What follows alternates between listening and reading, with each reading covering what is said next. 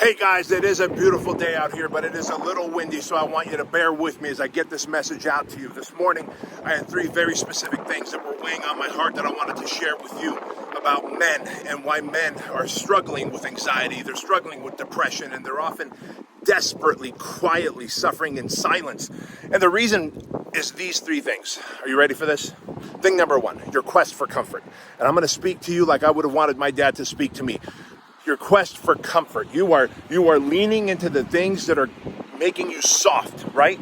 Your quest for comfort is getting you to avoid the hard things in life. And when you avoid the hardships of life, challenges, workouts, big hikes, doing hard shit that makes a man a hard man, you begin to soften up emotionally and mentally. And that quest for comfort leads to complacency. And complacency is poison to a man's heart, to the fire that lives within us. Number one. Number two, your lack of impulse control. Listen, I don't know what your vices and addictions are, and I don't know what you impulsively reach for. Maybe you wake up first thing in the morning and you reach for your social media. Maybe the first thing you do is you down a coffee and you don't even drink your water. Maybe you avoid your workout in exchange for screen sucking.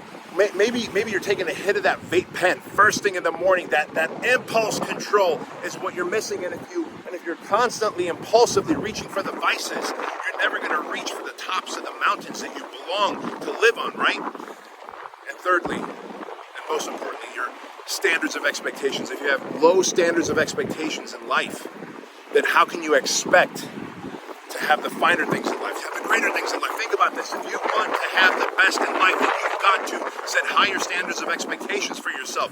Make more money. Break this pattern of the broke mindset that you might have. Get your abs, get fucking dialed in. I want you to be in awesome shape. I want you to have high energy. I want you to have a positive mental attitude, like my friend Bobby Castro says. And I want you to know that it is okay for you to make a lot of money, because if you make a lot of money, you can do a lot of good with it. And if you do a lot of good with money, it just makes you feel good about things, right? And by the way, I know money doesn't buy happiness, but money sure does solve the problem of not having money. And that's a damn good problem to solve. So fellas, I'm here to tell you, lack of impulse control, fix it. High standards of expectations, set them. And stop seeking out comfort and instead do hard shit in life.